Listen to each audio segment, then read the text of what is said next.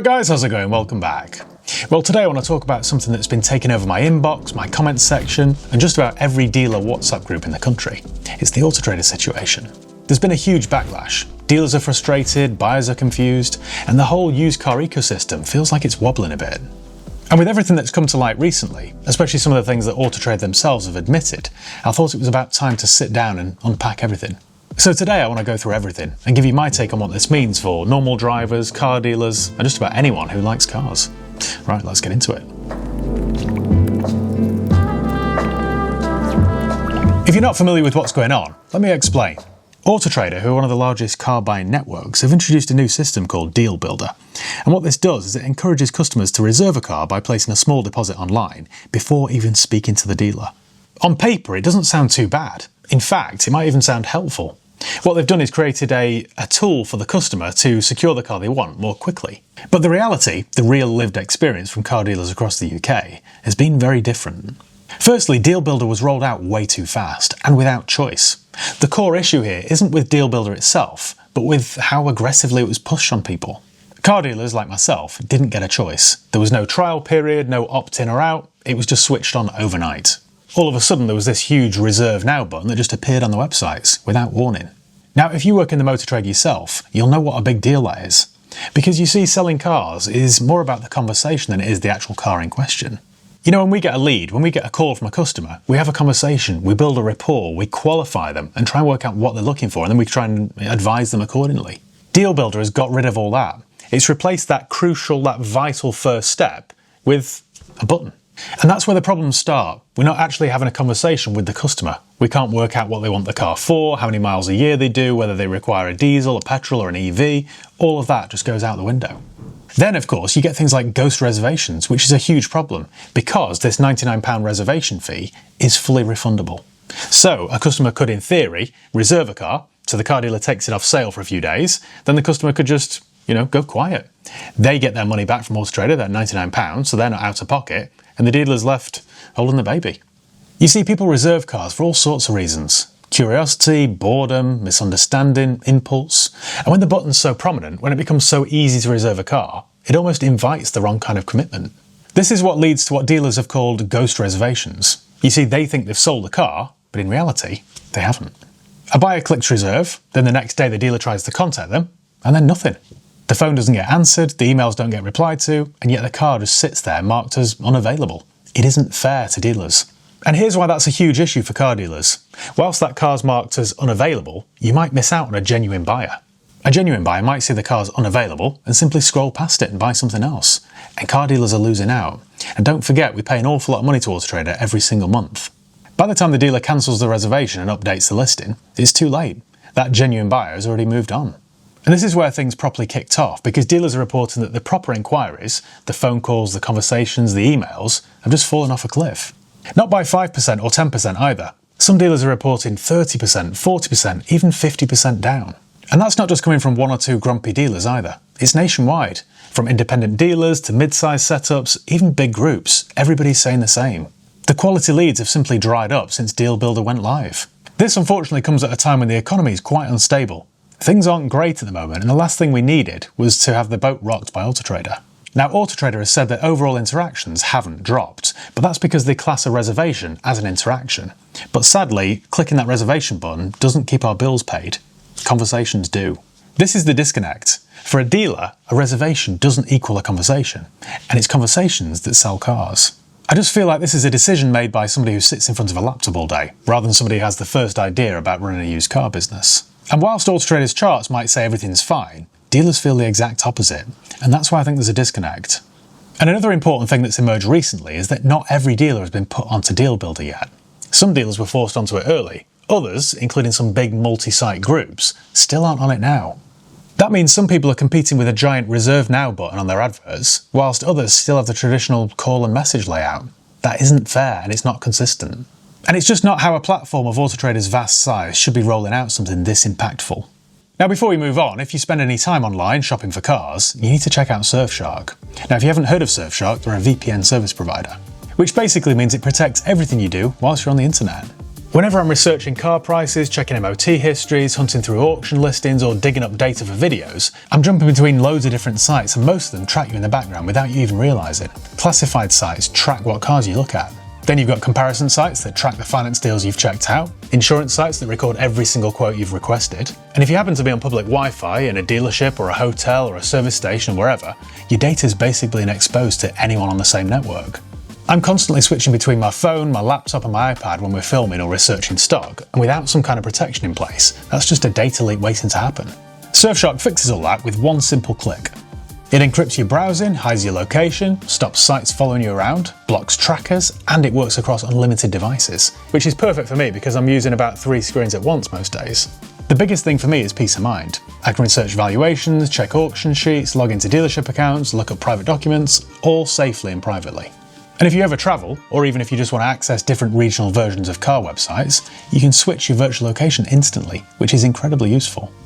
So if you want to properly protect yourself online, simply click the link below in the video description, or go to surfshark.com/highpeakautos and you'll get an extra 4 months, totally free. So thanks Surfshark for sponsoring today's video. Right, let's get back to it. There are also issues with the part exchange evaluations inside Deal Builder. You see, traditionally when we get an inquiry, it'll say whether they've got a part exchange. You usually get a reg number and that's it. So when you have a conversation with the customer, you can find out more about their car and try and value it. So the service history, the condition, the tyres, the owners, the keys, all that sort of stuff. Then you can give them an accurate, fair price. But with Deal Builder, dealers have shown examples of cars listed as perfect condition getting one valuation. Then when they add in serious issues like a cracked bumper or visible damage, the valuation only drops by a few £100s. Now, if you've ever tried to retail or trade a car with body damage, you'll know that's nowhere near accurate. Body damage costs an awful lot to repair. It affects the value heavily, and bodywork isn't a black or white subject. You know, for example, you could have a single scratch on a panel, but that could buff out.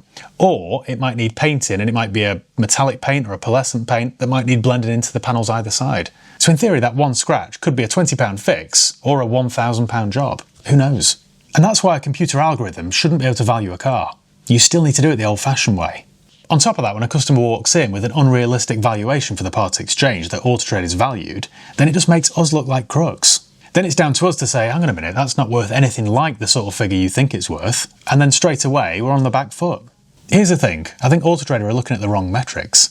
They're seeing stable activity, but in the real world, dealers are just having far fewer conversations. What matters in car sales is the human communication, the phone calls, the messages, the reassurance, the qualification of the customer. And that's exactly what dealers say has dropped dramatically. So it isn't that AutoTrader are wrong, it's that they're measuring the wrong thing. So here's my honest take. I don't think for a second AutoTrader have done this out of malice. I don't think they've been sitting in boardrooms plotting to destroy car dealers. But they have definitely underestimated just how disruptive something like this is. I think they've relied too heavily on internal data. I don't think they've tested this enough in the real world, and they certainly haven't spoken to enough car dealers to get their view. They probably have now, but that's all a bit of a knee-jerk reaction. They pushed out a huge change onto people who rely on their platform to keep their businesses ticking along. Don't get me wrong, Deal Builder might eventually become a useful tool, but right now it needs more testing, more accuracy, and more choice for dealers. This shouldn't be forced on people who are paying thousands of pounds a month to use the platform. Dealers deserve a say, and AutoTrader really need to listen. You won't believe this now, guys, but I've literally just had an email from AutoTrader. How's that for timing? We've got a Deal Builder update. So here's what they've said. Deal Builder update. New reservation requests and upcoming improvements. Over recent weeks, we've been listening closely to retailer feedback, particularly how reservations align with existing sales processes. That's good, they are listening. We want to ensure that every inquiry works effectively for you and your business. So we've got here why we created reservations. Reservations were developed through extensive research and retailer input, and they remain the best performing inquiry on AutoTrader. With many retailers converting over 80% into sales. Our data shows that more than 2 in 3 buyers are open to reserving online, and 91% don't submit any other inquiries for at least 24 hours after reserving. This shows that reservations signal the strongest intent and deliver more committed buyers to retailers. Right then, what we're building based on feedback. Reservation requests. We've heard you, and we understand that introducing reservations for some can require more significant process changes, and we know that they may not be right for every business today. That's good, okay. To support retailers, we're developing an alternative option, a reservation request. This will allow the buyer to simply request a reservation without paying a £99 fee. So the vehicle will not show as reservation in progress on the vehicle product page. Contact between the buyer and the seller will need to happen to agree the next steps, so the sale may progress without the need for reservation. This is good. It will be up to each retailer whether they want to offer a full AutoTrader reservation or reservation requests. This is good. This is what I would have wanted from the start. We're currently working through this solution and we'll continue to refine it in partnership with our customer advisory groups. Plus, we've already made some changes. Based on your feedback, we've recently implemented several improvements. A less prominent reservation in progress flag, so the vehicle still clearly appears for sale and car buyers can continue to message you. I don't think that goes far enough, to be honest, but the next thing, removal of any language suggesting buyers can secure the vehicle, ensuring you remain in control. This is important because it felt like AutoTrader was just taking over our potential customers. That's what it felt like. As a reminder, no transaction fees are charged on deals, including those with a reservation. There was an awful lot of speculation around this, so I'm glad they've come out and said that. We're also in the early stages of looking at how a variable reservation fee could work for different retailers, which will be discussed in the customer advisory groups. We'll continue to listen to your feedback and work closely with you to ensure AutoTrader supports your current processes whilst helping you engage more confident, higher intent buyers. So it appears they are listening. In fact, it feels like they're listening to me in this room. I've got a love-hate relationship with AutoTrader because I can see it from both sides. From the consumer's point of view, I myself use it all the time. I'm constantly daydreaming on AutoTrader. The app's slick, the website's slick, they've got everything going for them. And they're huge. It's the go-to place for most people. But from a car dealer's point of view, their product is very expensive and they seem to look after the consumer far more than they look after the car dealers. And they ought to remember it's the car dealers who are funding the whole thing. And this isn't the first time there's been a dealer backlash. I remember a few years ago when they rolled out that price marker system, I called to complain because it just wasn't fair. One morning I woke up to discover that a lot of my adverts were suddenly marked as priced high, or what AutoTrader deemed as priced high, without taking into consideration the condition, the tyres, the cam belt, the history, none of that stuff. And that's the problem with these algorithms. I've done this job long enough to know there are cars and then there are cars, and you can't value them all with the same brush. I think if anything, it's discouraged dealers from spending too much on a car for fear of it being priced high. I know myself, some of the lengths I go to prepare a car for sale just simply wouldn't be worth doing if it weren't for YouTube revenue. I remember having a conversation with somebody at AutoTrader at the time because I called up to complain about it and ask if they could remove it, and they wouldn't. And they said that the condition of the car didn't come into consideration with that price marker. So you could have a car that was very scruffy and it might say great price, versus a car that was in mint condition and it might say priced high. That just isn't fair. All they were obviously going off back then was an algorithm based on the reg number and the mileage. And you can't value a car like that. And this is the problem with Deal Builder. Well, I think that's all I can tell you about AutoTrader's new Deal Builder system. It's a tricky industry to be in this, and with every change like this, it just gets harder and harder. I think I've been quite fair in my summary of that, and I've tried to look at both sides of the argument, but let me know what you think in the comments below. But yeah, thank you once again for watching. Make sure you give the video a thumbs up if you enjoyed it. Make sure you subscribe if you haven't done already. You can follow me on Facebook, Instagram, Twitter and TikTok. I'll leave the links below. And yeah, I'll see you next time. Cheers, guys.